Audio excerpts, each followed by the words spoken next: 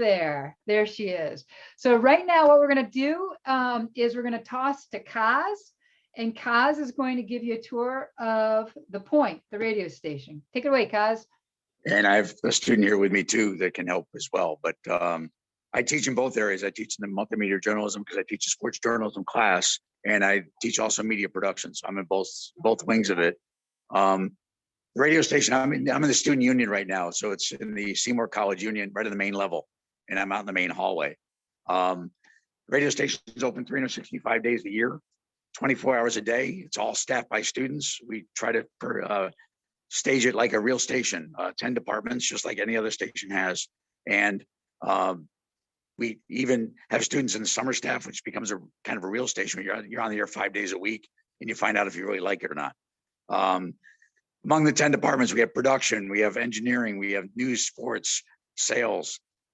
We have public relations, and we have, I'm missing one or two here, website, and also a marketing department that handles a lot of social media and stuff like that. So you can get involved in just about anything. I'm going to walk in the main door. So we take up half the hallway of this of the first floor of the union here. But the other thing we stress here is this is our alumni board. This list of people up here, which you can't read any names, but these are all people that worked here at the station and are now working in some form of media. And we use them as our conduit for internships and entry-level jobs and that type of thing. They let me know when they have job openings and or looking for interns and things like that. I got 3 emails in the last week alone. And then we won a couple of awards. We're waiting on some new ones to hear about those, hopefully later this week as well. Our front office area is here. And then I'll hand this over to the students. Shay Gauthier is our outgoing student manager as a senior, and what you're seeing straight ahead is our news and sports studio. Yeah, so I'll take it over. Hello, everyone. So when you walk in, I think a lot of people think that this is where the station sort of ends. It doesn't. Here, this is just our news and sports studio. Because of COVID, we've had people just sit in here and broadcast there. Our news and sports reporters will do all of their editing and stuff like that. Our police scanner is going, so don't mind that. So yeah, these computers, we have Adobe Audition in every single studio, and we do that to edit all of our content. And then over here is a couple of live computers, and then obviously our board. But I will take you through over here, a little hallway with a bunch of music posters. Over here is sort of like our meeting area. A lot of people like to hang out in here. This is where our PR director or website director, sports and news directors tend to get their work done. And so a lot of people hang out back here. We go down over here. There's another studio back there, but it's smaller than what I'm about to show you. Oh, Kaz wants me to show the Hall of Fame because we are big on alumni. So this is sort of, I guess, just like our history, where we started. We used to just be an AM station. And then when did we go to FM?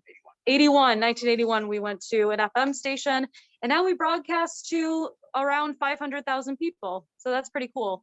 And then as Kaz said, we have a lot of reputable alumni. So this is our Hall of Fame that we started a few years back, just recognizing people. Notably, I mean, a lot of people that don't just work in radio anymore, you know, Scott Fishman working for MTV as a producer, Ryan Nobles working as a reporter for CNN, Stacey Fitch for ESPN. So a lot of things that you can do here in terms of making yourself well-rounded. But I'll go over here, go through, and I'll show you where most of the magic happens. So this is our on-air studio, where anyone who is wanting to be live on air, this is where you'll do most of your work.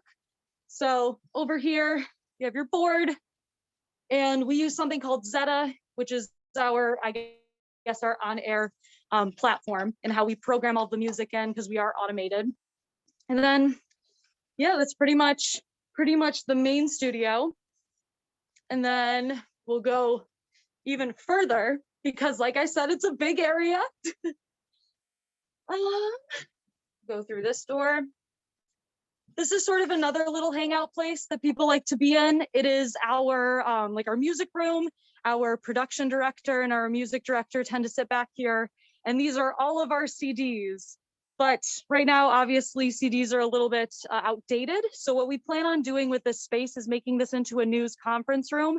We're going to clear out all of these shelvings and essentially donate all of these CDs or potentially get money for it. We don't know. But we're going to make this into a huge conference room for our board to meet, make it into like a traditional media room where you have your television and like stats of your social media pages and how that's all going to work out.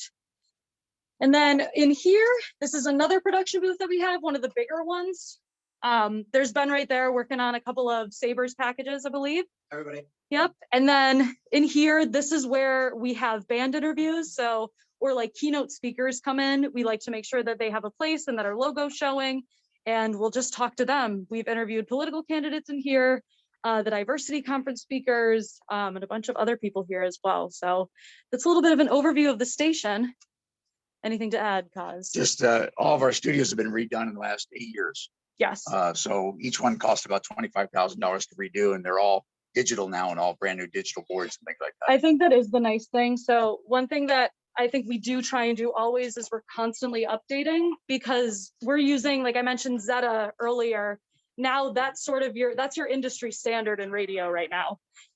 Zeta and G Selector. And so obviously Audition. So we just want to make sure that people are getting as much professional experience as possible. And so. And I don't mean to interrupt, but one of the things I'd like to say, and Kaz can fill in more details on this, is that like Dylan, you're interested in writing for sports. A great place to start is at the Point, because can you explain to him how that works? Like if he wanted to, you know, come in and learn how to be a sports writer, you guys have a tier system. Could you explain that? Yeah, I mean, like I can explain, I mean, it's similar for the news side of it as it is for sports. So you get here and essentially, like I was on air within my first couple of weeks of college, because they essentially say like, hey, if you want to be on a show, we'll teach you how to write sports. We'll teach you how to write news so that it sounds good to the ear on radio. And then not only are you able to write almost immediately, you're then almost immediately able to get your voice out there, whether on morning shows or during 5 o'clock or 11 o'clock reports. So that's sort of how the tier system works. Like, it's more so like when you're ready to show initiative, we'll be ready to push you forward. It's a little bit different for DJs. That's a little bit more extensive, but for sports and news, you can start pretty much immediately. But like sports wise, they have credentials to all the local teams, both professional, minor league, and local colleges that they go out, and local high schools as well. They go out and cover all those sports, and we carry, I think it's 9 sports live on the air, play by play. And they have so you have, Dylan, the opportunity to cover like the Rochester Red Wings, the Amherst, and then don't you guys have an opportunity to go do like the Buffalo Sabres? Yes. Right, not this year. Everything was virtual this year, but what Ben was working on in that back studio right now is today the Sabres had their exit interviews because their season's over with. So Ben recorded all those. He's putting packages together, and he's writing our package for the website as well today. So Dylan, you have an opportunity. I don't know if you're a Buffalo Sabres fan, but it's the NHL. Yeah, but I'm a Philadelphia Flyers fan, so you know, the excitement isn't quite there for me. No, just kidding. I think being able to interview professional sports players would be awesome. So Dylan, that's what I'm like, like more so looking to get into. And like she said, if I get on the air and stuff for like announcing and stuff like that, that'd be awesome. So I would encourage you to be a part of the radio station. College football, high school football, college men's and women's basketball, college hockey, high school hockey, and then in the spring we do baseball, softball, men's and women's lacrosse. All live. You have to kind of start there at the high school level and show that you're really into it and working hard, and then you can graduate to college, and then you graduate to the Rochester teams, and then you graduate to like the Buffalo Sabres. So Dylan, you have a lot of great opportunities. And on the news side, it's the same thing on the news side where they interview politicians, like for election night, we're doing packages in advance, things like that. So it's similar to that on the news side. Awesome. And what's really cool, Dylan, is one of our alums, Stacy Fitch, who was about the same year as Kaz. Kaz actually is an alum from Brockport too. I think she was a little older than you, right? Younger, unfortunately, yes. Younger. I keep trying to make him younger. So Dylan, Stacy loves to help out, Brockport alum. So we have a huge connection to the sports end of things. Vice President of Programming for ESPN, or production Yes. for ESPN. First female to be in a role of that high ever. So And one of our other alums is the chief Steadicam operator for College Game Day for them. So we have a lot of connections there. Yeah, we do have a lot of kids over at ESPN. So do you have any questions, Dylan? Cool. No, not at all. Or anybody else? Ellie and Haley, do you have a question at all? No. Okay, perfect. So now we'll throw it over to Mike and Kim in Studio A, in the TV studio.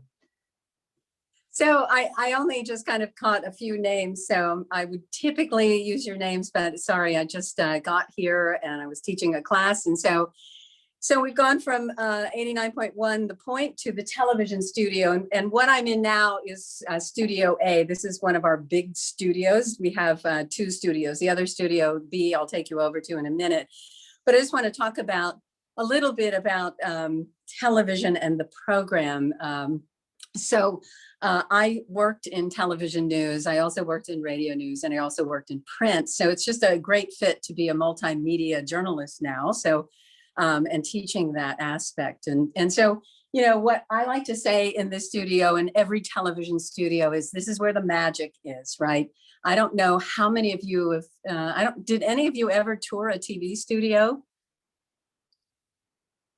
No. No. No.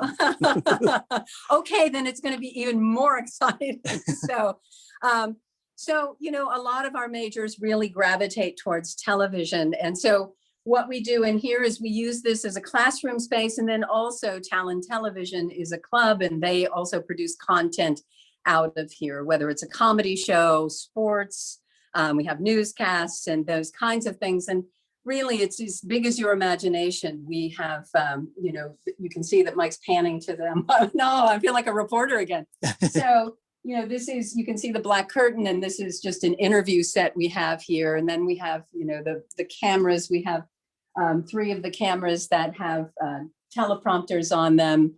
And then, like every television studio, you're looking at the big green wall. This is our green screen where truly the magic happens. So if you're interested in doing weather or those kinds of things, that's what we use the green screen a lot for, or as a backdrop, right? So we can put all kinds of graphics, so you could be anywhere in the studio. And so that's, why I always say it's magic. My love is television news, but I love television, right? And television is just growing in all kinds of different ways. I once worried, I thought, oh my gosh, what's going to happen to television? But as you know, there's just so much content now being generated, whether it's on local television or whether it's through Netflix or, Hulu or whatever. I mean, I'm hooked, and I'm sure you probably are.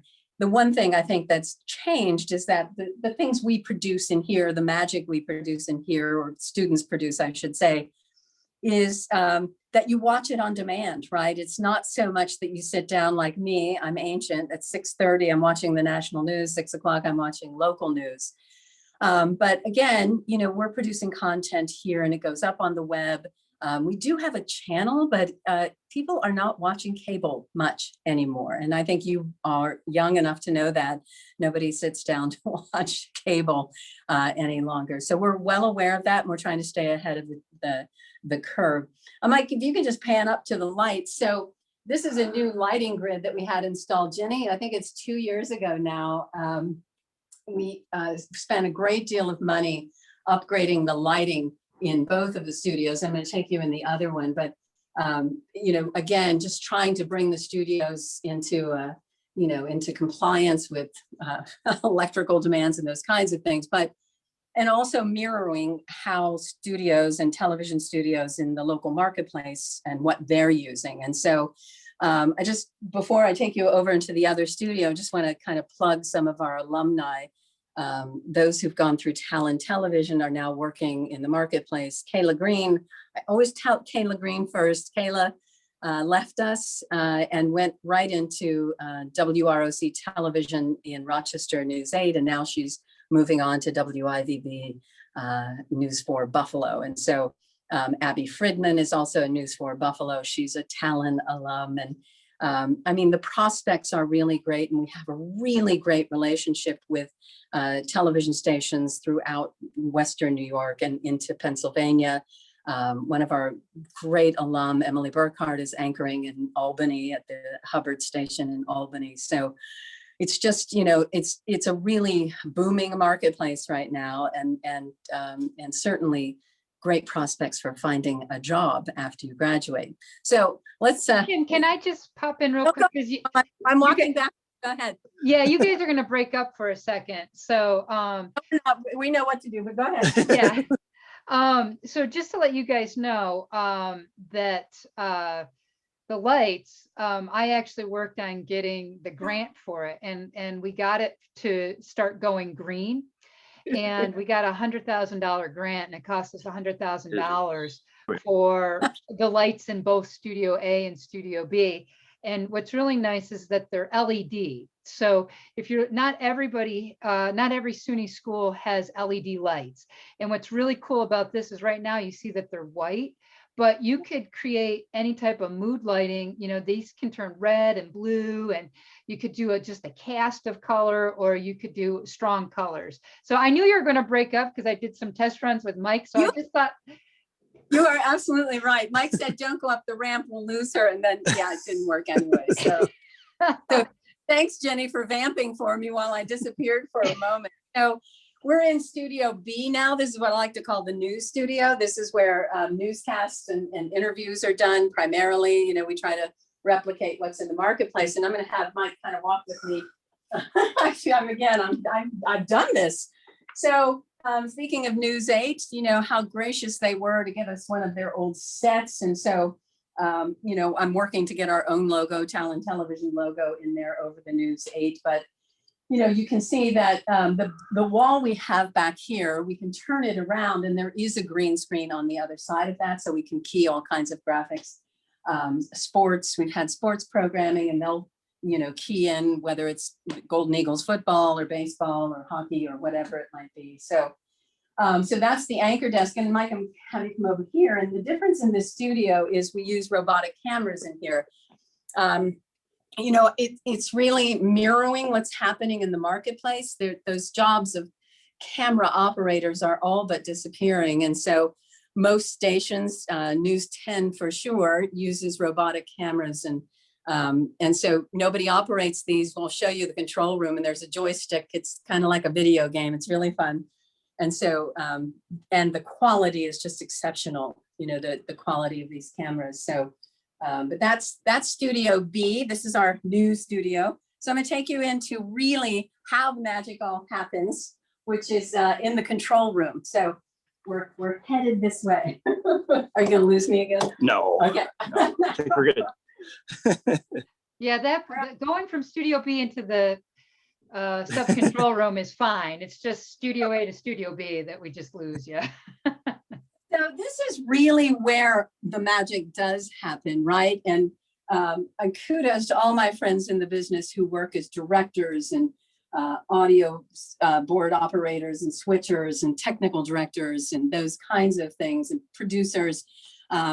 For a time, and I don't have time anymore, but I was producing at News 10 just a year ago. Again, just to keep a relationship going. And you know, this is very much the same kind of setup, right? You'll see that every aspect of what's going out of whatever studio or what graphics we have or things that are in playback. Right now, it's one of Professor Eison's classes who did some interviews. So you can see that the students interviewing Kaz and just all the kinds of sources that we have. And typically, you know, we have an incredible switcher, right? And so there are so many channels here that we could be doing all kinds of different things, like if we had a live truck or a or a helicopter or those kinds of things. But again, you know, this is just, I think, one of my favorite places because it's exciting, right? It's just so exciting and really kind of magical place. So as far as the multimedia journalism major goes, a lot of students opt to go into radio, television, or print, the stylus, which I'm also the advisor of. And so there are just so many opportunities for students to get involved here, for all of you, if you come here, to really find what it is that is your love. And you should try everything, right? Maybe you really love the point, and then you think, I want to do the point and I want to write for the stylus, or I want to do the point and I want to be on talent television. So, the more things that you can do while you're here, I think just immerse yourself if that's something that interests you. But again, we have revamped the curriculum in our department so that we are getting students ready for what's happening in the marketplace. And while I have Mike here, who's, operating my swell camera for me, many multimedia journalists are one-person bands, as we call them, and they're doing all of this on their own. One of our alums, Lena Jonathan, is working in the Erie, Pennsylvania market, and she's an MMJ. So she's writing and she's, producing her own content, and then she's going live and setting up her own camera and those kinds of things. I guess it just depends. In Rochester, you shoot as teams, and it just depends. But again, the MMJ track is for those who really want to go into journalism, right? Who really have a love, whether it's sports journalism or just journalism, who just want to write and, really report and tell stories. And so that's how we've structured the curriculum. I've been talking a lot. You have. So you've made me think of some things though, Kim, because I didn't really say too much about media production. I just kind of gave a little bit of a skim of everything because I figured that you and Kaz would fill in. And so with the media production, we do have a drone. We're one of the colleges that has a drone that we're going to be using for both media production, and the media production students would use it for helping out with the news folks, the multimedia journalism students. And we have a jib arm, and we have 40 field cameras and 20, 30, wireless mics. And so we have all kinds of equipment to be able to do all kinds of production work, whether for news or for documentary. I'm a documentary filmmaker. I didn't really talk about myself, Kim. I didn't even think about doing that. Oh my God, I can't. I know, leave it to Kim to talk about herself, and then remind me I should talk about myself.